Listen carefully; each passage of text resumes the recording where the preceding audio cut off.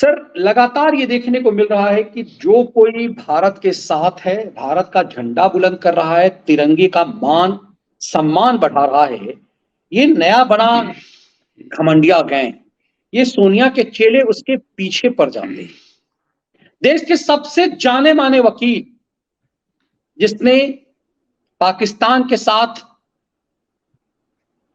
भारत की एक बड़ी लड़ाई 1 रुपए में जीती थी, जिसके लिए जब उन्होंने इसका जिक्र उन्होंने जब सुषमा जी के मृत्यु के बाद उस चीज को खोला था।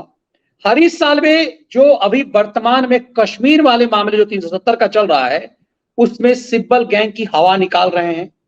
उस साल्वे के पीछे एकाएक पूरा गैंग पड़ गया है और वो हम उस वीडियो के माध्यम से थोड़ा सा आगे बढ़ते हैं, जिसको लेकर के पूरा घमंडिया गैंग चिल्ला रहा है। ये एक वीडियो साझा किया गया है सर, जिसमें ललित मोदी के साथ एक पार्टी में इसको दिखाने की बात कही गई कि ये नाच रहा है। और हरीश साल्वे की बात इसलिए की जा रही है क्योंकि हरीश साल्वे एकाएक भारत के पक्ष को अंतर्राष्ट्रीय स्तर पे मजबूत कर रहे हैं। तो ये साल्वे के खिलाफ ये साजिश किस उद्देश्य से शुरू हुआ है? हाँ मनीष जी, बड़ा घटिया स्तर पर उतर के बड़े घिनौने तरीके से आज हरीश साल्वे को निशाना बनाया है ट्विटर पे, और पूरा कांग्रेसी गैंग और साथ में जितने पिछलग्गू सब लग गए हैं हरीश साल्वे पर कीचड़ उछालने के लिए। और पूरी तरह से इतना जबरदस्त हमला इन्होंने बोला है हरीश साल्वे के ऊपर, वो मैंने देखा तो मैंने कहा कि आज हम लोग इस पर करेंगे बात। तो दर्शक ये समझ लें कि हरीश साल्वे पर हमला अनायास नहीं है। जो अभी मनीष जी ने जिक्र किया कि 370 पे इनकी सबकी धज्जियां उड़ा रहे हैं कोर्ट के अंदर, सुप्रीम कोर्ट में हरीश साल्वे, उनके सामने सिब्बल जो है वो तिनके की तरह उड़ रहा है, तिनके की तरह उड़ रहा है। उसके सारे तर्क उतर पोटली बना के उसके विस्तार विशेष पे पहुंचा रहे हैं वो। और मनीष जी ने आपको कई बार उस पर अभी लगातार बीच में करते रहते हैं, तो आपको समझ में आ रहा होगा कि सुप्रीम कोर्ट भी वो भाषा बोल रहा है जिसकी कभी अपेक्षा नहीं थी, क्योंकि इतना तर्कों के साथ इतना नंगा कर दिया हरीश साल्वे ने इस गैंग को 370 के साथ वाले कि कुछ जवाब नहीं सूझ रहा, कहें तो क्या कहें। तो सबसे बड़ी आग तो ये लगी हुई है कि पाकिस्तानी एजेंडे को दोबारा धज्जियां उड़ा रहे हैं, उसको आग लगा रहे हैं हरीश साल्वे। इससे पहले मैं दोबारा इसलिए कह रहा हूं क्योंकि इससे पहले कुलभूषण यादव को फांसी देने का पूरी तैयारी हो गई थी कि 24 घंटे के अंदर फांसी दे देंगे, और अकेले हरीश साल्वे के दम पर पाकिस्तान आज तक फांसी नहीं दे पाया है कुलभूषण यादव को। और उसको बड़े ढंग से रखना पड़ रहा है क्योंकि अब वो इंटरनेशनल कोर्ट के जुरिस्डिक्शन में है, तो वो उनकी मेडिकल रिपोर्ट भी जाती है। तो वो पाकिस्तान का सबसे नंबर समझिए, अगर आप पॉलिटिकल छोड़ दीजिए, नरेंद्र मोदी वगैरह छोड़ दीजिए, तो पाकिस्तान का पहले नंबर का सबसे बड़ा दुश्मन हिंदुस्तान में अगर पाकिस्तान किसी को समझता है तो वो हरीश साल्वे को समझता है, क्योंकि उसकी बड़ी मंशाओं बड़ी साजिशों पे हरीश साल्वे बहुत भारी पड़ रहे हैं अकेले। और सबसे खास बात यह है कि हरीश साल्वे ने कुलभूषण यादव वाले मामले में भी 1 रुपए की फीस ली थी, और संभवतः 370 वाले मामले में भी मामला कुछ ऐसा ही है। तो कानून की लड़ाई में दिल्ली से लेकर और इंटरनेशनल कोर्ट तक हरीश साल्वे अकेले उस पाकिस्तान को नाको चने चबवा रहे हैं, और वो इन कांग्रेसियों को रास नहीं आ रहा। ये कांग्रेसी कैसे, इन्होंने आईएसआई हरीश साल्वे का अपमान करके इन्होंने उनकी जगह किस तरह से पाकिस्तानी आईएसआई एजेंट को अपना भारत का वकील बना दिया था। शर्म वाली, उनको किस्से में भी आता हूं।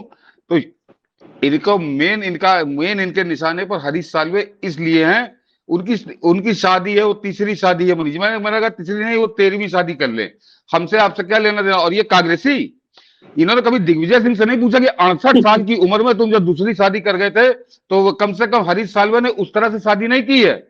हरीश साल्वे ने किसी अपने चेले से, किसी अपने चमचे के पत्रकार था जो मीडिया में बड़ा बड़ा सेकुलर बनता था, उसकी बीवी नहीं से शादी कर ली हरीश साल्वे ने। उसकी बीवी को, एक पत्रकार की बीवी को हड़प लिया। तो कांग्रेसियों जाओ पहले जाके उस दिग्विजय सिंह को आईना दिखाओ जो 68 साल की उम्र में अपनी बीवी के मरते ही 1 साल भी इंतजार नहीं कर पाया था, उसने तत्काल दूसरी शादी कर ली थी। तो जाके पहले उसको ज्ञान दो। हरीश साल्वे ने तीसरी शादी इंग्लैंड में किससे करी है, क्यों करी है, इससे कोई लेना देना नहीं। हर हिंदुस्तानी का लेना देना इस बात पे है कि जब हिंदुस्तान की बात फंसती है, कहीं इंटरनेशनल हो चाहे राष्ट्रीय स्तर पे हो, तो हरीश साल्वे बिना निस्वार्थ सेवा इस देश की करते हैं, और हर हिंदुस्तानी के मन में उनके प्रति अगाध सम्मान है। ये जो आज कांग्रेसी कीचड़ उछालने में जुट गए हैं, ये कीचड़ इनके मुंह पर गिरेगा मनीष जी जिस समय असलियत अभी बताऊंगा इनकी, कि ये किस तरह से पाकिस्तानी एजेंडे पे काम कर रहे हैं। ये गजवा हिंद कर रहे हैं, ये हरीश साल्वे के ऊपर, हरीश साल्वे को नहीं अपमानित कर रहे हैं, ये दर्शक समझे कि ये पूरे हिंदुस्तान पर हमला कर रहे हैं। क्योंकि इस समय जो अभी मनीष जी ने कहा वो बहुत महत्वपूर्ण बात है कि इस समय वो 370 के मुकदमे में इन कांग्रेसी वकीलों की धज्जियां उड़ा रहे हैं। तो इन कांग्रेसियों में तिलमिलाहट है, तो अब इनको कुछ नहीं मिला तो इन्होंने कहा कि वो एक तो इन्होंने उड़ाया कि वो तीसरी शादी कर रहे हैं, और दूसरे वो कि उनकी पार्टी में ललित मोदी आ गया। अरे ललित मोदी कौन है, जरा इनको पहले ये आईना दिखा दूं, उसके बाद फिर आता हूं हरीश साल्वे के।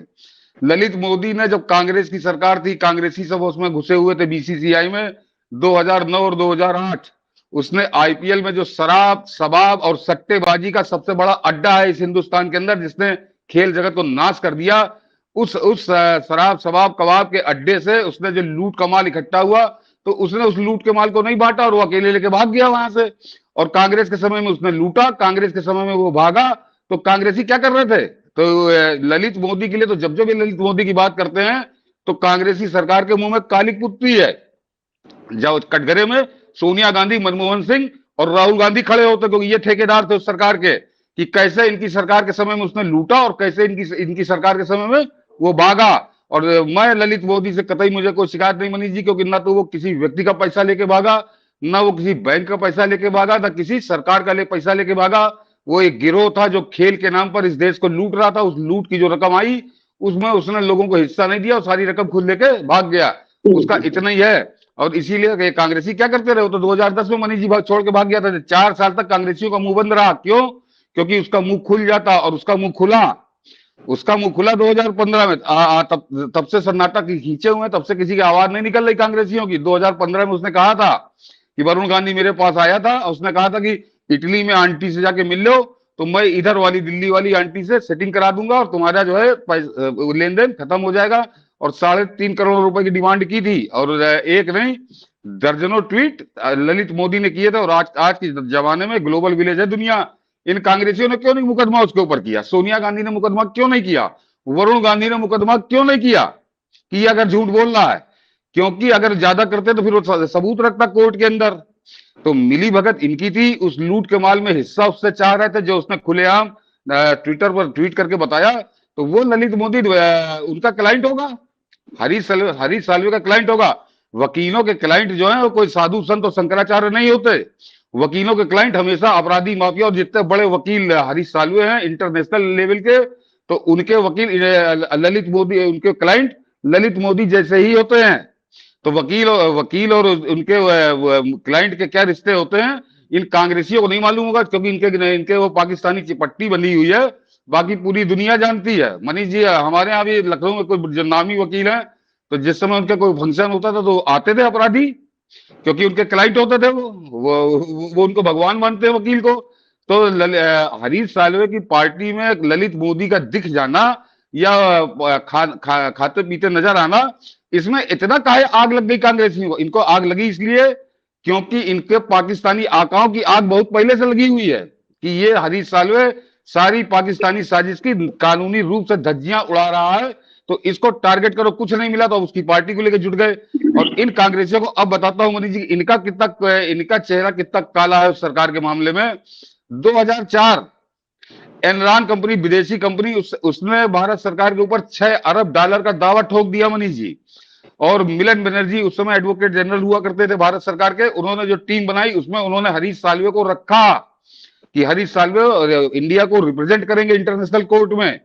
और इस कांग्रेसी सरकार ने हरीश साल्वे को अपमानित करने के लिए वो पाकिस्तानी आईएसआई एजेंट, वो खावर कुरैशी जिसका नाम है, जो कुलभूषण यादव को फांसी पे चढ़वाने के लिए मुकदमेबाजी कर रहा था।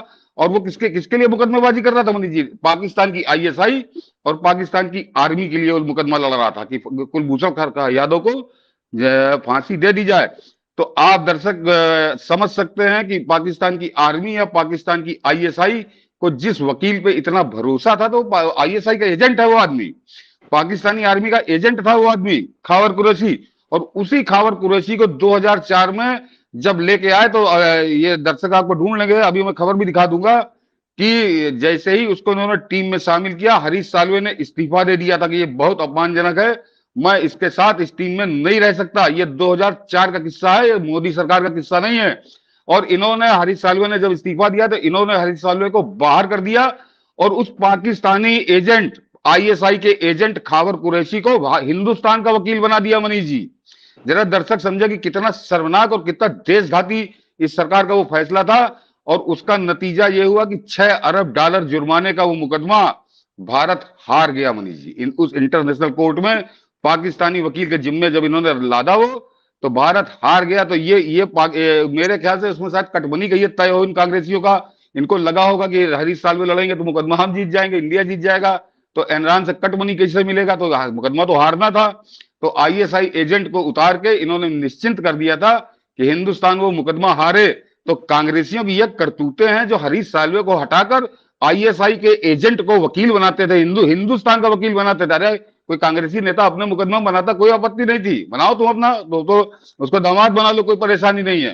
लेकिन जब हिंदुस्तान का मुकदमा लड़ने की बात आई तो इनको हरीश साल्वे जैसा व्यक्ति वो रास नहीं आया। इन्होंने आईएसआई के एजेंट को बनाया। तो आज इनकी आग इसीलिए लगी हुई है, ये 2004 से सुलग रहे हैं। क्योंकि जब भारत के हित की बात आती है तो मैंने कहा 2004 में मोदी नहीं थे, मनमोहन सिंह प्रधानमंत्री थे। लेकिन जैसे ही इन्होंने आईएसआई के एजेंट को उतारा मैदान में, तो हरीश साल्वे ने कहा कि मैं इस आदमी के साथ टीम में नहीं रह सकता।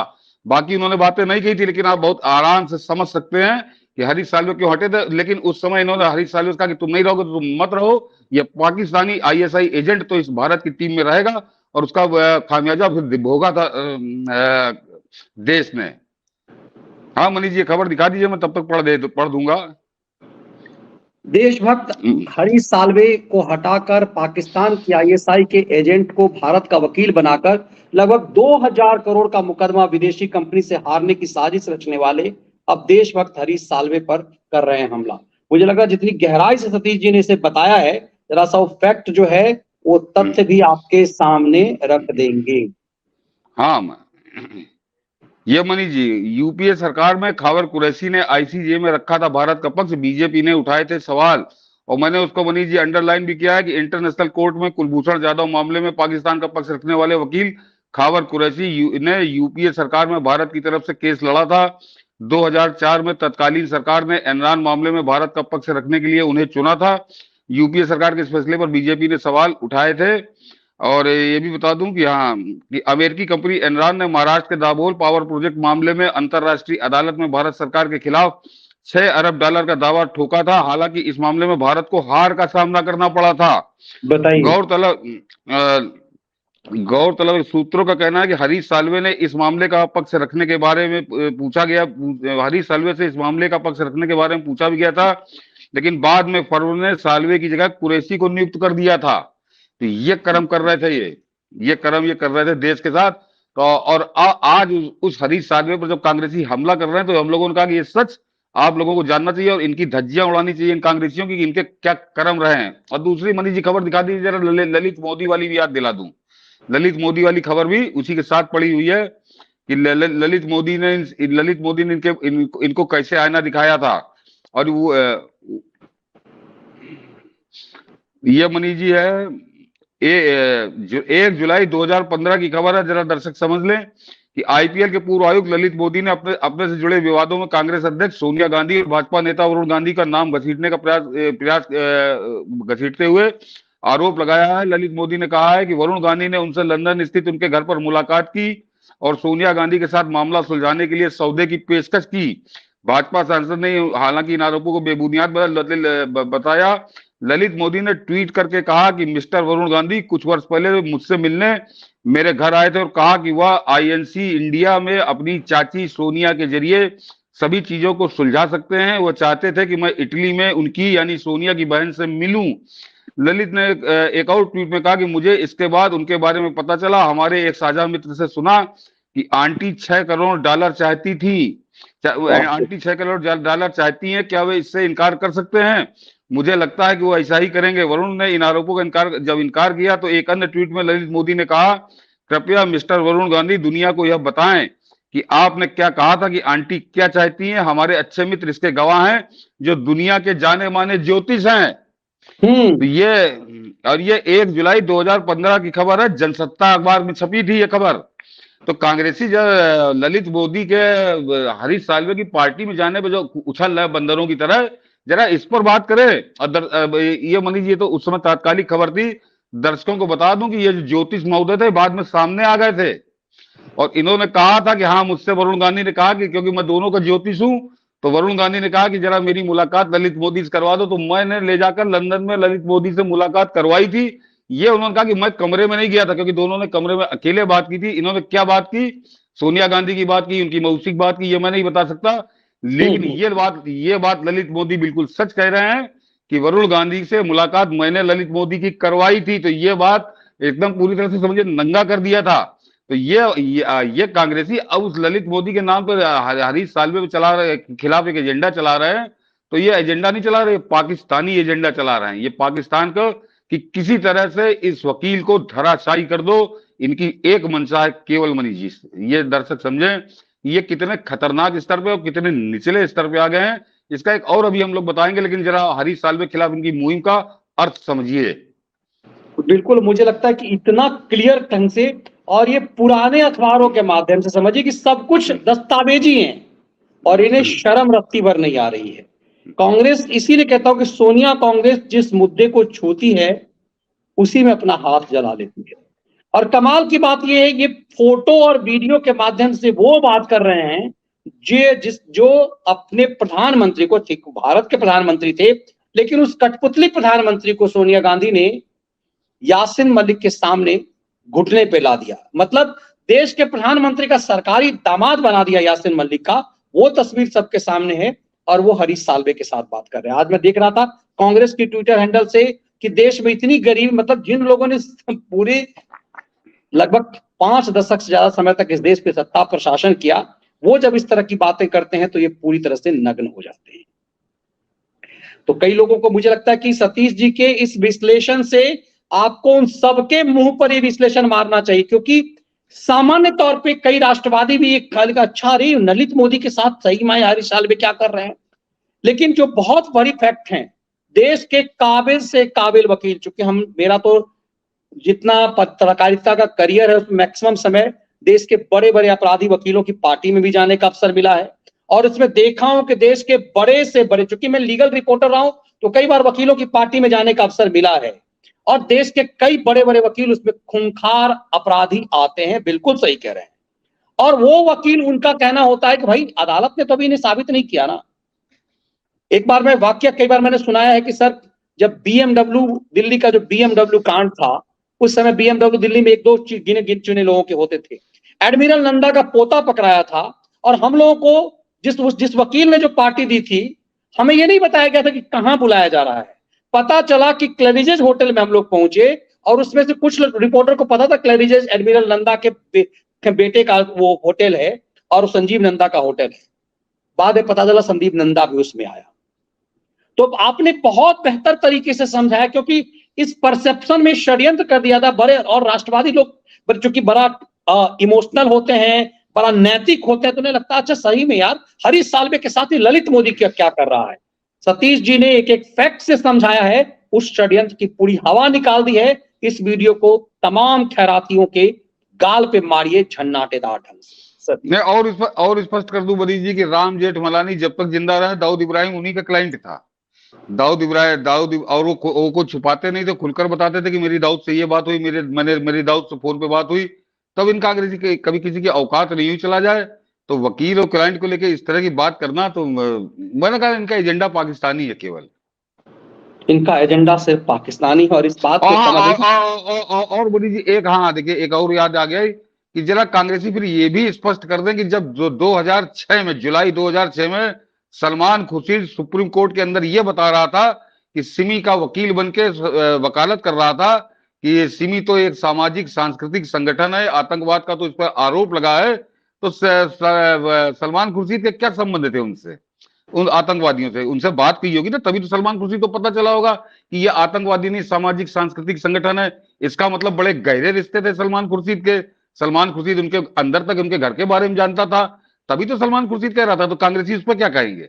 और ये जो मनीष जी पंजाब वाला आतंकवादी है, उसके लिए सिब्बल ने सब कुछ कर दिया था। शीला दीक्षित के पास मतलब कोर्ट तो छोड़िए, शीला दीक्षित के पास खुद चला गया था उसकी माफी की अपील लेके, जिसमें शीला दीक्षित ने बहुत बुरी तरह से, शीला दीक्षित और मनिंदरजीत सिंह बिट्टा, इन्होंने बहुत बुरी तरीके से इसको दुत्कारा था तभी, मगर ये तो निर्लज्ज लोग हैं, इनको क्या कहा जाए।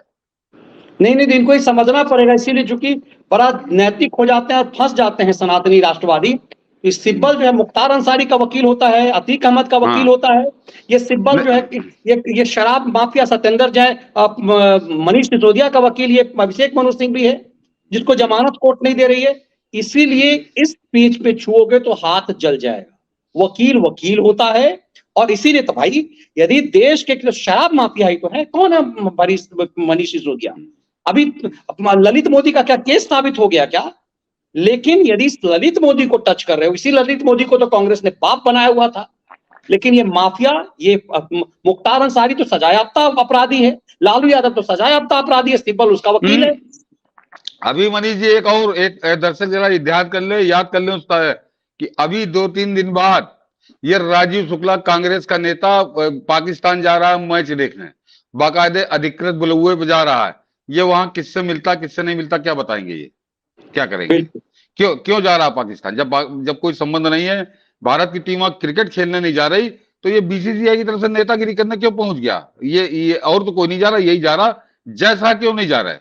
जो जैसा के नाम पे बड़ा कलपते हैं दिल्ली के दलाल और खराती और कांग्रेसी। अब जरा बता कि जैसा तो बीसीसीआई के प्रेसिडेंट है, तो वो नहीं जा रहा और ये राजीव शुक्ला कहा जा रहा। तो ये कांग्रेसी को ये जो सूरज पे थूकोगे तो थूक जो है वो डबल होके पड़ेगा तुम्हारे मुंह पे, समझ लो।